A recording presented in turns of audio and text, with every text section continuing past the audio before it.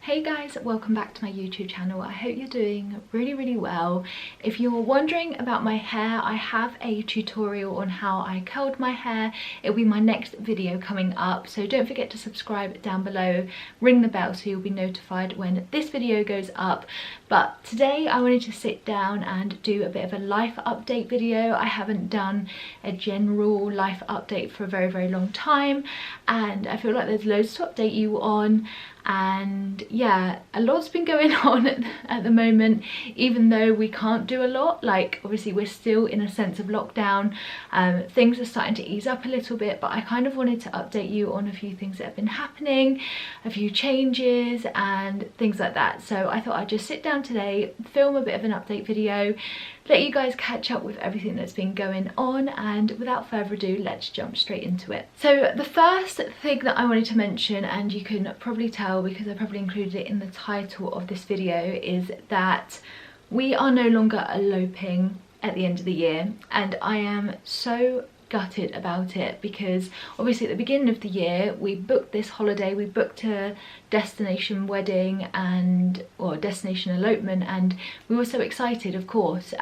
So we booked it in the end of January, and at the moment we have decided not to go, and I'll explain what has happened. So our holiday and wedding hasn't been cancelled, and I think technically come October we should be able to go to a certain degree. I don't know what quarantining is like in America, because if you didn't know, we were going to go to Florida to elope. We were going to go as a group of 4, we were going to go on an amazing holiday and also get married out there, and I was so excited. Obviously coronavirus has come, and so many people's plans and weddings and events have been cancelled, and I think as soon as coronavirus kind of came, I didn't really understand how bad it was. I don't think anyone did. And then as soon as I saw weddings for like a couple of months ahead of the coronavirus being cancelled, I kind of guessed in my head that ours was going to become affected. Ours was booked for the end of October, so I remained hopeful. I think all that I could have done was be positive at the time, because it's all you could do. I had no idea, and what was the point of worrying over something I didn't know. But recently Disney, obviously we're going to go to Disney World and Universal, which is the whole point of the holiday. We wanted to have the holiday of a lifetime whilst also getting married. And recently Disney basically said, if you were planning to go to Walt Disney World this year, you would have to pay your attraction ticket prices basically immediately, so that they knew numbers, they knew how many people to expect and stuff like that. So we had a conversation, and we just basically said, do we want to go this year? For the attraction tickets, we have only ever paid a deposit so far, so we haven't like paid the balance, but we were just thinking, do we want to go? Do we want to risk it? Do we want to go ahead with a holiday that we don't know how it's going to be, how we're going to have to quarantine perhaps there, or coming back? At the moment, everyone coming back to the UK, you have to quarantine for 2 weeks. And this morning I saw something that was saying if you're going into the state of Florida, you also have to quarantine when you arrive. So with that in mind, you would need like a 6-week window to enjoy a 2-week holiday. There's no guarantee that you'll actually get into the parks. They cancelled all of the Disney dining reservations that I made. There wouldn't be no characters walking around and stuff like that, and basically the experience wouldn't be what we had booked or had intended. And of course I don't know if we're going to have to wear face masks if we went this year. You'd have to have your temperature taken, and I just feel like it wouldn't be the experience that we would want it to be, especially for the price. This type of holiday is not cheap. The reason we decided to elope and go on this like dream holiday at the same time was because that was the same price as a UK wedding. So we said, instead of that price, let's go away and have the holiday of a lifetime and spend the same money but on an experience that's just what we would prefer. So with that in mind, knowing that we couldn't have the theme park experience that we had booked or hoped for, I don't know what Universal's going to be like. Obviously they'll probably have the same kind of like things in place in terms of taking temperature and wearing face masks. I know at the moment you have to wear face masks, and Florida is a very hot place to be, and I just wouldn't feel comfortable wearing a face mask all day, and it just feels like not the holiday that you wanted.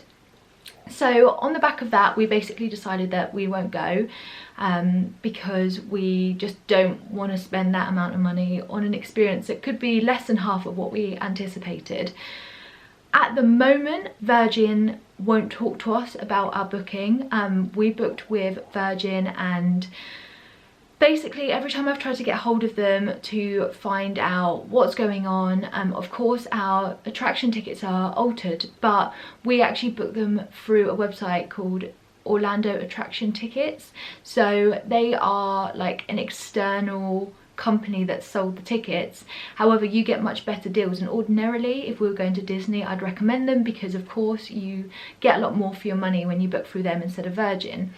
But with that in mind, because I didn't book my attraction tickets through Virgin, they've not contacted us at all about how we could change our holiday if we wanted to. So when I've tried to get in contact with them just to try and get some answers, they've told me that they'll only speak to people 72 hours prior to departure about their holidays. Now our balance is due July and we've paid a deposit, so at this stage we're basically saying that we're not going to go this year, and that's kind of like put down and we're just not going to go. Then I had a little look on Virgin to see how the prices would compare to the same time next year, just to get a bit of an idea what we were looking at, and if that was ever an option that Virgin gave us, is that also something that we would want to do. And we were looking at the prices for this time next year, or the same time we booked for next year, and they were over £3,000 more expensive next year, and I just couldn't believe it. The attraction tickets go up in price too, almost £100 per person. The holiday in terms of flights and hotel and stuff like that, that would cost an extra £3,000 for the same experience that we had booked this year. So we've just basically said it just doesn't look like we're going to go at all, not next year, we don't know. So we were just chatting about it, and the amount of money that we could potentially pay to go next year would basically be a house deposit. Honestly, it's so expensive. I don't know whether it's just at the moment because they're all in demand and everyone's rescheduling, but if so, that is so bad, because there's going to be people that are going to want to reschedule and not want to pay that much extra. It should be the same price. I just can't understand it. And I get that it kind of goes on, it's a business, and Virgin have been in a lot of trouble recently, but I just feel like this isn't how you look after your customers. So yeah, we've basically had that experience, and that's kind of where our decision has come from, that we're not going to go this year. We probably won't end up going next year because of the price difference. And so with that, I've just basically got my fingers crossed that we can somehow get our deposit back. But worst case scenario, we've said we'd rather lose our holiday deposit than paying over the odds for an experience that we know we could get for so much cheaper any other time. So that's kind of where the wedding has come to. Again, if we don't go ahead with the wedding, I've emailed the company and they've said that we can reschedule to next year should we wish to, but obviously if we cancel it we will lose a deposit that we paid. So we're kind of in a bit of a limbo at the moment, but what we do know is that it's not going ahead this year as planned, which is so gutting. I have my dress, I've been buying things for my wedding obviously throughout the year just so that I'm like prepared for it, I suppose, and now it's not happening. And I know that so many people have been so much more badly affected by coronavirus, and my heart goes out to everyone, but I also feel like I'm just allowed to be a little bit gutted because it was going to be our wedding, it was going to be an amazing beach wedding in America, and now we're not able to get married where we wanted to as planned. So that's basically the wedding situation, and I just wanted to update you because obviously I've done a few videos about our elopement and I've said that I'd keep you up to date throughout the progress, and I never anticipated to make this kind of video, but there we are.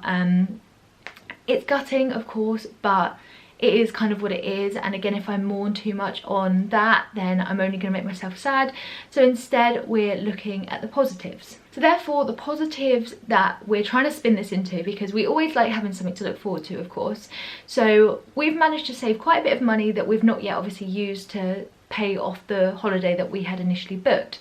So with that in mind, Rich and I have decided now to instead save for a house, which is very, very exciting. It was always like part of the plan, but because the wedding has been cancelled, it's just kind of brought it a little bit more forward. We have like a bit of a pot of money that we can start from, which is always a good place to start, because when you start from the very beginning it can be very daunting.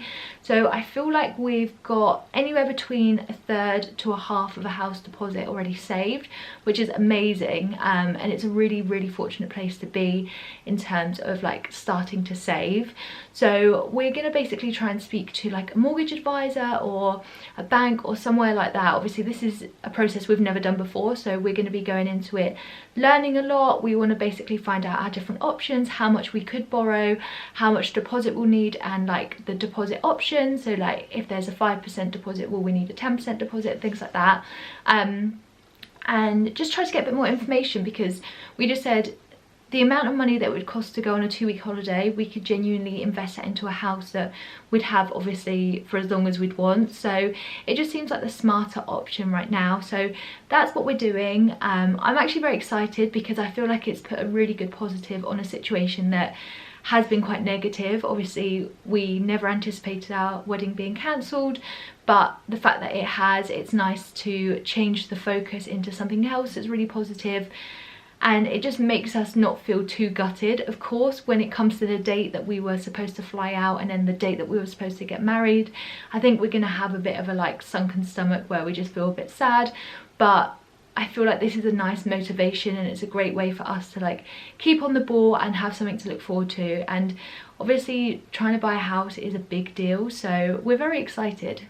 So with the change of focus, we are becoming proper adults now, like proper adults, and we have like budgeted our entire life. We've set like allocated budgets for everything from, obviously we've got all of our bills and like food and Heidi and general expenses, and we've literally built the spreadsheet of all spreadsheets, and Rich has done such a good job to basically lay out exactly what we like should be spending in terms of like we've managed to budget in each area.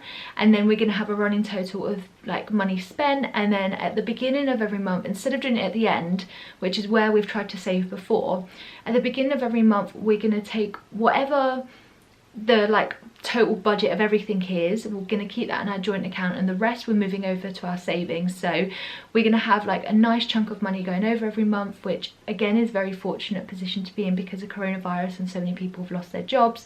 Rich has been a key worker during this time and he earns a lot more than I do, so it's quite nice that we're on the same page and we're able to like have little goals. Again, with budgeting, it's really good to have like break it down, because it can be very overwhelming. Trying to save thousands of pounds is scary, and it's not something that can be done overnight. So if you have like a spreadsheet that you can mark your different like goals, it's really motivating, and every month you can see that you're a little bit closer. So perhaps if we do like truly embark on that journey, then I'll document it on here and just let you guys kind of know like the process. There's loads of videos already by so many people that have gone through the mortgage process that I'm going to be watching, and just basically informing myself a little bit more about it, because again, this is something that we've not even really started, but it's definitely something that we want to do. So yeah, I'm going to be educating myself a lot. We're going to be speaking to the right people as soon as it's safe to do so. And yeah, that's kind of an exciting turn of events. Even though it's disappointing, it's nice to have something else to focus on. And obviously having a house to me is a bigger deal than getting married. So we've basically said we still really want to get married. It's really important to both of us, but our, I guess, priority of it has fallen down after we've spoken about getting a house. So whether that means that we do like a registry office job with just like friends and family, whether we find something a little bit more local so everyone can come, whether we end up just having a massive party, we don't really know at this point. I think we're just hoping that Virgin make a decision or like keep us a little bit more informed, so we know where we are with that, and then we'll know like what to do after. I don't know when that might mean that we're getting married. Who knows at this point, but we definitely still want to get married, and we want to get married probably sooner rather than later. So even if it was going to a registry office locally and then having like all of our family and friends come together and celebrate with us, I don't really mind the idea of that. Of course, it's nothing compared to a Florida beach, but you know, it still means that we get married. It still means that I can have a husband and he'll have a wife. My name will still change and the outcome will be the same thing. So that's definitely something that we're like thinking a little bit more about. We're still like having conversations about it, so we don't quite know what we're going to do. But again, I will let you guys know as soon as we decide on something. But it's just really weird because over the last like 2 weeks, everything feels like it's changed in terms of that area of our life. So we just need to make some more decisions and just find out a little bit more about our different options and go from there. So I've spoken a lot about Rich and I, so I'm going to move on to Heidi. Of course, if you guys have been on my channel for a very long time, you may remember that I did pregnancy updates. I then did monthly updates every time that she was a month older in those first 12 months, just to really document her like changing and little milestones. And I loved it so much, but I feel like as she's getting older, the less I want to kind of put her on the internet. I never really realised how dangerous it could be. I don't know if that sounds really naive, but you know, I'm pleased that I kind of documented those first years, and definitely me being pregnant was so much fun.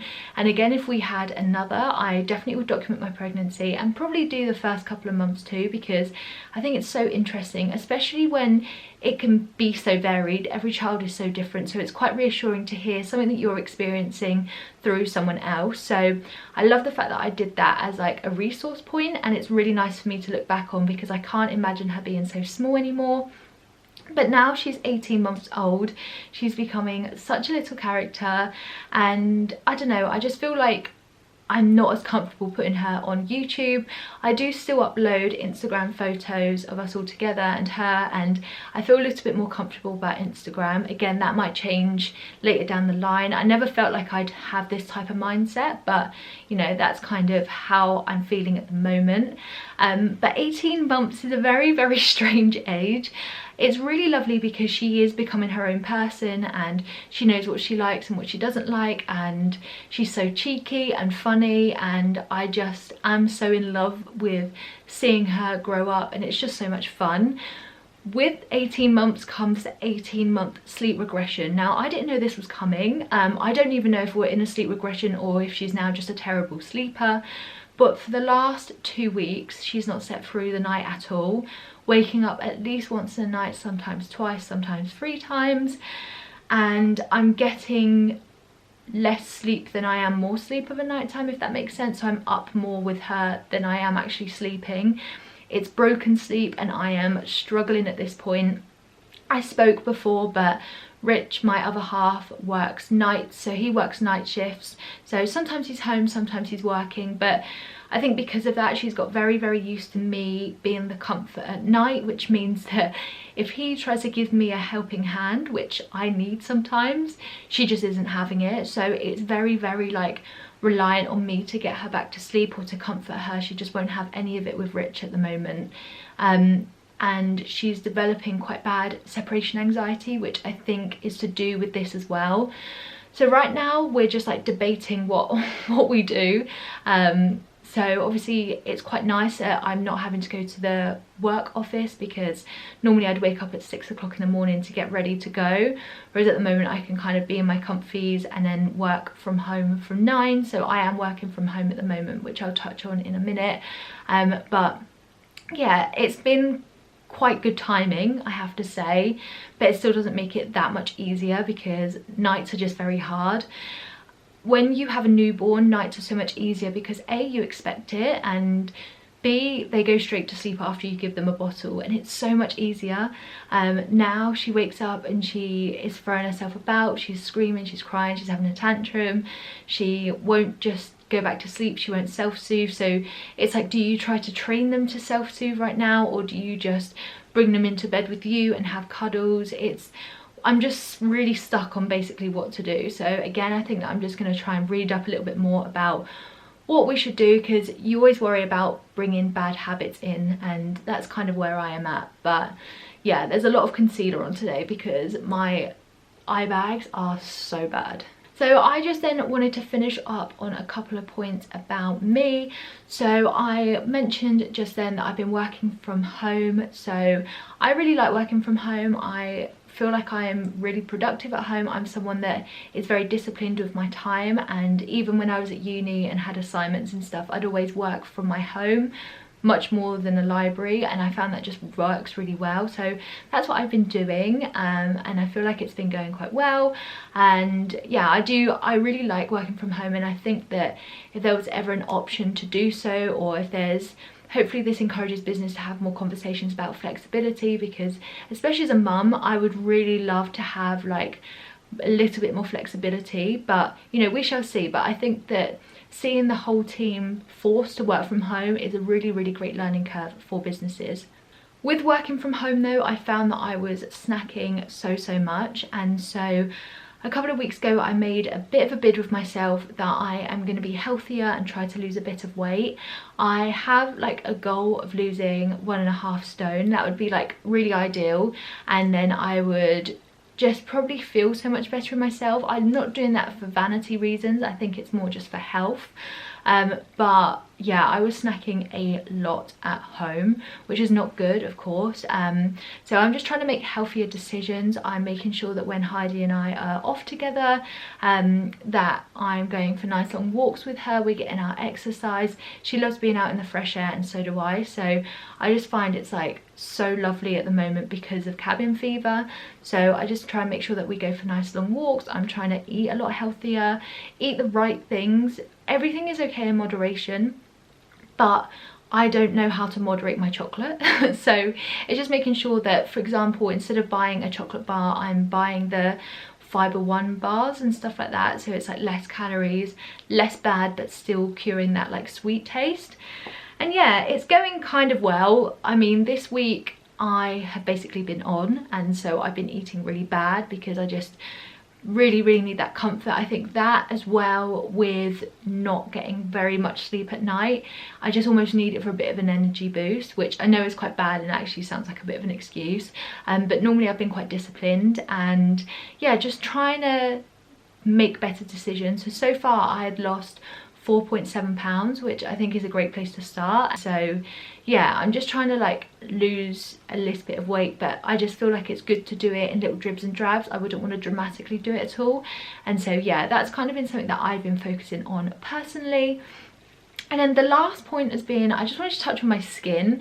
I look so pale right now because I haven't fake tanned, and the sun that I caught when it was really lovely has gone more to like my arms. I mean, I'm wearing a jumper, so that doesn't help, but it was like more my arms and my legs. I've caught a really nice colour, but not my face. I think because I put obviously so much sun protection on my face that I'm still like Casper the Friendly Ghost. So I'm going to start fake tanning again because it makes me feel so much better, and I never realised how pale I actually look. But that's not the point. The point I was going to say is that throughout lockdown my skin has been so bad, like the worst it's ever been. Here I've got some spots. There was one here and one here. Now typically I don't ever get spots. I've had like stress spots like around here before, but I've never just been spotty, which is a blessing, I know. But yeah, I've had loads recently. Even though I've not been wearing much makeup, I've been trying to stay on top of my skincare. I've been trying a few new different products, so it might possibly be those, but I think it's just because of spending more time indoors. It's a lot drier. When lockdown first happened, my skin went so dry and so flaky, it was ridiculous. But yeah, I mean, again, concealer always definitely helps, but I've had so many spots around here, and I don't know again whether that's because I've been eating quite unhealthily, so it's another reason for me to kind of focus on eating well. But yeah, it's just something that I have like really noticed, and I'm just going to really try and keep on top of. But I know so many people that have spoken about lockdown just playing havoc with your skin. I think that people are either like glowing because of it or really suffering, and there's not really like an in-between. But yeah, that's kind of everything that I wanted to update you guys on. I know that these types of videos are very rambly, and I know that I've been filming for ages, but I kind of just wanted to like bring you in the loop with everything that's been going on, because I just find it quite interesting to like know other people's lives, especially over something like where I've shared so much wedding stuff and like our plans and stuff like that. Now it's just kind of gone to a massive halt, but hopefully turning it around and looking at the positives might make this whole experience like better. I don't know. So hopefully we'll be able to speak to a mortgage advisor soon, get a bit more direction with it, and yeah, hopefully imagine in like a couple of months time I can like share like more about it. That'd be so cool. But yeah, that's kind of this video. I hope that you've enjoyed it. If you've made it this far, then honestly I applaud you so much, because I know that I like to ramble and it gets a little bit boring. But yeah, I hope you liked this video. If you did, don't forget to subscribe down below. It means so much. I've been loving filming whilst in lockdown. I feel like it's like a bit of my escape, which is really nice. Give this video a like and subscribe, turn the bell on so you'll be notified every time I upload. And that's it from me today. Like I said, this hair tutorial will be my next video, so keep an eye on that, and I'll see you guys soon. Bye.